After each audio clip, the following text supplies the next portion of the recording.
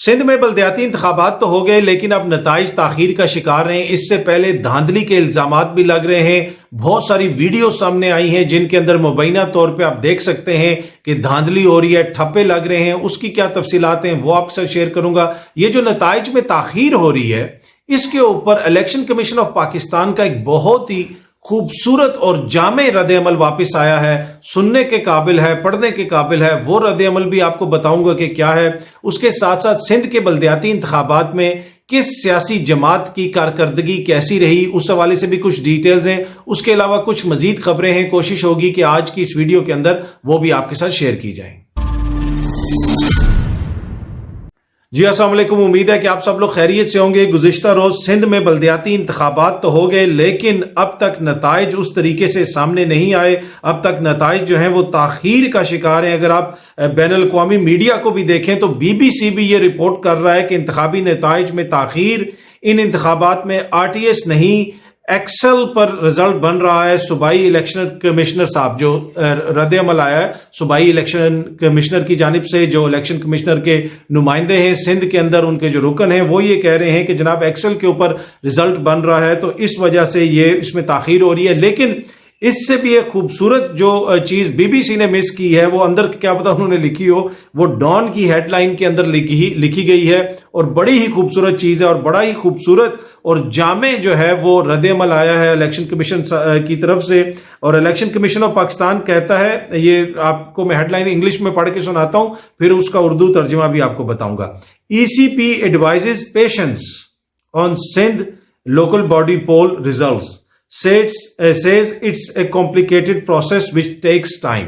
So इसका उर्दू तर्जमा मैंने किसी से पूछा, मैंने उर्दू तर्जमा करवाया। वो जो अक्सर लोग करवाते हैं ना, किसी अदालत का फैसला आता है, इंग्लिश के फैसले के ऊपर मिठाइयां बट जाती हैं और उसके बाद फिर उर्दू तर्जमा होता है। तो मैंने ये जब पढ़ा तो फिर मैंने इसका उर्दू तर्जमा करवाया कहीं से। तो उन्होंने मुझे बताया कि जनाब ECP एडवाइजेस पेशेंस, कि इलेक्शन कमीशन ऑफ पाकिस्तान कह रहा है कि सब्र करें। जी हाँ जी, सब्र करें। जो लोकल बॉडी के ये हैं इंतखाबात हैं, उसका जो रिजल्ट है उसके हवाले से, उनके नताइज के हवाले से आप सब्र करें, क्योंकि ये इट्स ए कॉम्प्लिकेटेड, मतलब ये पेचीदा प्रोसेस है, पेचीदा अमल है, इसमें टाइम लगता है। तो इस दफा पता नहीं पहले मार्स पे नतीजे जाने हैं या चांद पे नतीजे जाने हैं या जहाज नतीजा लेके किसी और मुल्क में निकल गया, क्या पेचीदा अमल है। लेबॉर्ट्री में इस दफा नताइज वो बन रहे हैं या किसी बेकरी में नताइज बन रहे हैं। पेचीदा अमल तो हर दफा एक जैसा ही अमल होता है। इलेक्शंस में तो ऐसा ही होता है, जो आपके सूबाई इंतखाबात होते हैं, ज़िमनी इंतखाबात होते हैं, उनके नतीजे आना शुरू हो जाते हैं। पर इस दफा अमल इतना ज्यादा पेचीदा है कि अभी तक जो है नतीजा सामने नहीं आ रहा। लेकिन इसके ऊपर जो समझने की चीज है, सब्र करें। इलेक्शन कमीशन ने कहा एडवाइजेस पेशेंस, इसका मतलब होता है सब्र करें। ये मैंने खुद किसी से पूछा, उन्होंने मुझे कहा बिल्कुल आप सब्र करें। और इसी तरह आगे से उन्होंने कहा बार बार कॉल मत करो, सब्र करो, सब्र करो। 75 साल से सब्र कर रहे हो, सिंध के अवाम इतने अरसे से सब्र कर रहे हैं, तो आप सब्र करें। एनीवे, आप सब भी सब्र करें, मैं भी सब्र कर रहा हूं और हम सब ने सब्र ही करना है। तो उसके साथ साथ वहां पे जो नताइज तो आए नहीं है, वो तो आ जाएंगे जब आएंगे, उसमें तो हम सब्र कर रहे हैं। लेकिन सारा दिन भी वहां पे अवाम सब्र करती रही और वहां से जिस किस्म की वीडियोस अब सामने आ रही हैं कि ठप्पे पे ठप्पा लगाया जा रहा है, और मुख्तलिफ सहाफियों ने भी उसको ट्वीट्स किया कि बड़े पैमाने के ऊपर वहां पे धांधली हो रही है। और उसके साथ साथ जिस तरह कल भी मैंने आपसे अर्ज की थी कि बिला मुकाबला बहुत सारे इलाकों के अंदर सिंध में बिला मुकाबला लोग मुंतखब हो गए। ये किस किस्म का इंतखाब है कि घर के अंदर 4 बंदे रहते हो तो आप उनसे पूछें जनाब आज क्या पकाएंगे, आप यकीन कीजिए कि वो 4 बंदे उस पर एग्री नहीं करेंगे।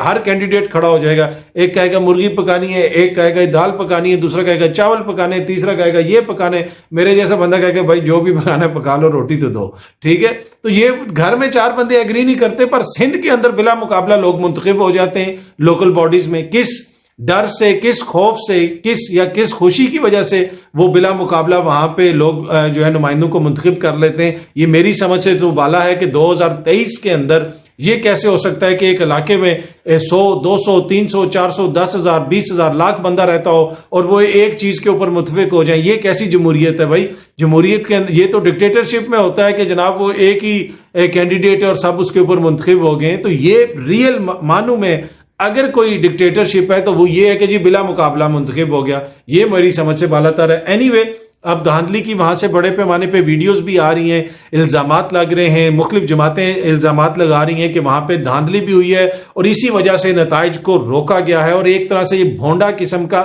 मजाक हुआ है। बाकी हर कोई अपनी अपनी फतह के वहां पे जश्न मना रहा है। पीटीआई के हवाले से कल ही मैंने आपको बता दिया था कि सिंध के अंदर जो पीटीआई की क़यादत है वो इंतहाई गैर संजीदा है।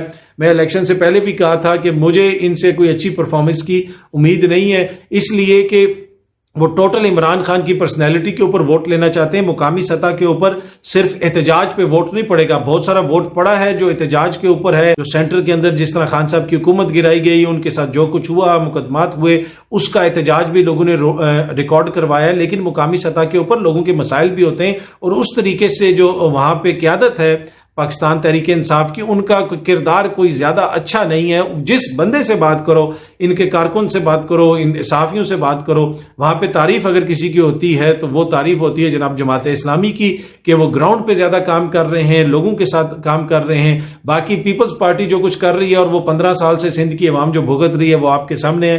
पर एनीवे दीगर जमातों की कारकर्दगी के हवाले से भी मैं बात करूंगा। अब अगर सिंध के जो नताइज ताखीर का शिकार हैं और उसमें ये तासुर मिल रहा है कि पीटीआई भी कुछ सीटें जीती है, जमात इस्लामी भी कुछ सीटें जीती है और पीपल्स पार्टी भी कुछ सीटें जीती है। अच्छा, इनमें से कोई भी जमात इस तरह बड़े तरीके से ना, पीपल्स पार्टी हो जाए, चाहे जेआई हो जाए यानी जमात इस्लामी हो जाए या पाकिस्तान तहरीक इंसाफ, जिन्होंने वहां पे बड़े पैमाने पे सारी जमातों ने सीटें जीती हैं, वो उस तरह खुशियां मनाते हुए उनके लोग आपको सोशल मीडिया पे नजर नहीं आएंगे। दावे कर रहे हैं हर कोई कि जी हम जीत गए, लेकिन सबसे ज्यादा एक्टिव जो है ना, सबसे ज्यादा एक्टिव नून लीग के वोटर सपोर्टर है। ओहो देखो जी, इमरान खान की मकबूलियत वहां पे नहीं रही, पता चल गया कि जी इमरान खान की कोई मकबूलियत नहीं है। और वो जो सहाफी जो एक तरह से इनका नैरेटिव लेके चलते हैं नून लीग का, और वो खान साहब को उस तरीके से टारगेट भी करते हैं और वो ये भी कहते हैं कि जनाब ये हो गया वो हो गया। एनीवे मैं उसकी तफसील में नहीं जाता। वो सहाफी भी बार बार ट्वीटें कर रहे हैं कि जनाब देखें जी मकबूलियत का वो भांडा फूट गया और ये हो गया वो हो गया, कोई मकबूलियत नहीं है। पर आपको कोई इनमें से किसी एक ने भी आपको बताया कि नून लीग वहां से कितनी यूसीज जीती है? बल्दियाती इंतखाबात में नून लीग को कितना वोट पड़ा है?